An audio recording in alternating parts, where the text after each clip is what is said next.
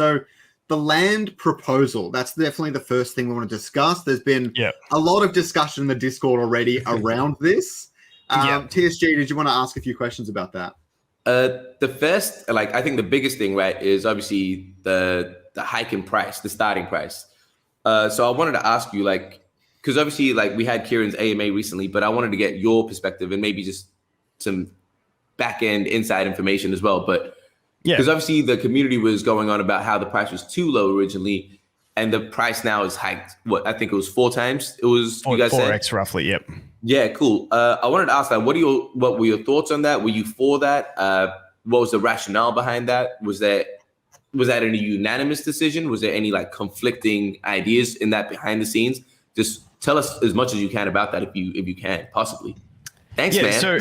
So for me, I even made a video when the first round of land sale prices came out, and I said in that video that seemed way too cheap because I just saw that as being instant gas wars selling at that price and stuff like that. So my first thought when we started discussing it was I would like the prices to be increased. To me, I also didn't see an issue with how high the starting price is, as long as the finishing price is reasonable. That way the market can decide what the real price is. However, going into that IIP, my thought was it doesn't matter what the IIP said, there was going to be a lot of debate and discussion around it, because you can never please everyone in a situation like that.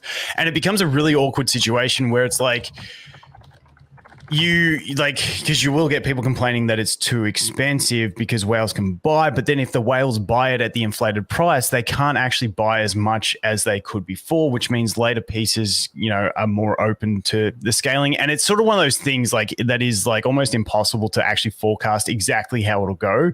But I just think if you have it too low and it's going to be sold out at the starting price, it just becomes a really bad experience. And for me personally, I'm still working out what I'm willing to pay for land. And to me, it's a very simple situation. It's I work out my price. If a piece gets that low, I buy. If it doesn't, then it's selling for too much, compared to what I think it's worth, so I won't buy it. And then, if the market decides that it is lower and people are just buying it from FOMO at the start, then I'll buy it off the secondary if it drops. So that's sort of the way I look at it. And I think it's definitely comes down a lot to education and stuff like that, which I know Andrew's working heavily on, to understand how the Dutch auction works and that sort of process. But I definitely think increasing the prices, from my personal opinion, I don't want to speak for other members, but that was something that I definitely agreed with, was increasing the prices. Cool. I wanted to ask, because previously Kieran kind of mentioned that it was the idea was about a 2x or a 2.5x. Do you know where or how that 4x came to be? Was there a rationale behind that? Yeah, it was based on if prices were sold at max price. I can't remember the percentages they came up with, but it was an X percentage of how much SILV was in circulation at the moment. But like I said, to me, I it's not all going to sell for that price. I do not see that happening. I think the starting price is too expensive, and that's what allows the Dutch auction to happen. And I just think scaling the lower end prices is what really needs to be looked at, as opposed to what the starting price is. Because like I said, whales don't want to buy at that inflated price of the starting price, because then they can't actually get as much. So if they do at the start buy those prices, they can't continue that the whole time. So Well, I think the big thing we want to avoid is whales buying them up because they can win the gas war and then flipping them on for the higher price anyways. Really nothing changes. Only this way it's a much fairer system. And if the whales want to buy at an accelerated price, then it's a good chance the ROI might not line up. And then they'll actually have to sell it for lower than they bought it for. And then all of the people that couldn't buy it will actually be getting cheaper prices. So I think this is the fairest system. Even if it has the chance to price out some people, they're going to be priced out anyways, which is really unfortunate. I mean, a lot of lottery systems and the way whitelists and things work it's just a lottery. It's a game of chance, and that's not fun for anyone. But I think it's also you go. No, go for it, man. I was going to say, like, extending on that, and this is my personal opinions as well. I'm always open to discussion and stuff like that. Land is an investment. It's not a game. It's an investment, because if you want to play the game and the game is what you're concerned about, that's what the tier 0 land is for, where you can play tier 4 land, which is going to be a better gaming experience than playing a tier 1 land. So to me, like, land is an investment, and that is what the main purpose of it is for buying the land. The land game is a game that is meant for fun. But like I said, you can play that game anyway. So it becomes interesting that, like, you see some of the complaints. It's like, it's meant to be for everyone. Why, like, you're pricing people out of the game, but you're not. You're pricing people out of an investment. And if you can't buy a house, like, if you can't buy a rental property, you can't buy a rental property.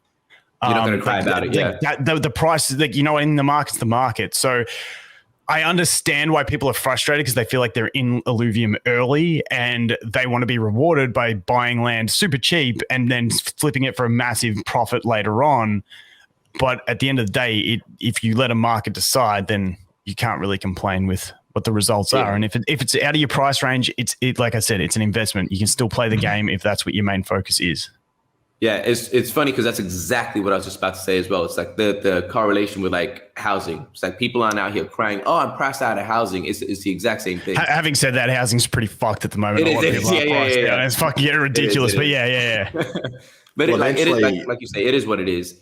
And I think, again, like, if the same way that we can't in real life buy land, we find other investments to make. And for those people that feel like they are priced out, seriously consider just putting that money that you would have put in land into the ILB token anyway, because the higher the land is sold for, the more revenue distribution you get anyway. So if you're priced out of land, fair play, but you're not priced out of ILV, because that's just fractionalized anyway. Like, there's still ways to get it, and I think it's just perspective and, like, taking a breath. I think everyone gets heated. Everyone needs to just take a breath and actually see what's going on. So and I've said fuck a million times, so you demonetized anyway, don't worry. But expanding on what Scoriox said about the gas versus inflated prices, another thing that I thought about very early on was, if it's a gas war, then that extra gas that whales are paying goes to nothingness. If it's inflated prices on the Dutch auction, that extra price that they were allocating for gas, they now allocate to purchase price of the land. And that, instead of going to gas, now goes to revenue distribution. Correct. So, like, that's better for the entire, the DAO as well, in my opinion. So Yep. 100%. Yeah. 100%. We definitely, there's a lot of benefits to having the high prices. And I know a lot of people are upset, but again, there are 5 land sales, and maybe they all sell for a lot of money. And then in the next land sale, firstly, it would dilute the amount land receives. And secondly, maybe they didn't get as much as they expected. And the second land sale, it all is a much better price anyways.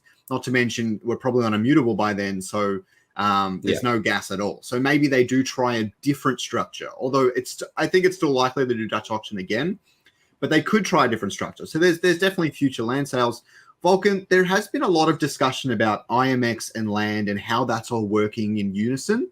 Do you want to tell us a bit more about that? Well, that's more of I don't have the deepest technical knowledge on it, but it's essentially that you're purchasing on Ethereum, minting on IMX. It is the basic gist behind it. Like, then you can go straight into the Illuvidex and trade on the Illuvidex, and that's the process. But I don't know, like, the back end deep technical stuff on that. Why not, man? Why don't you know? No. Hey, I've been studying the last few nights for it, so I'm trying to become a programmer, and then I'll change my area of expertise. But yeah, that's funny.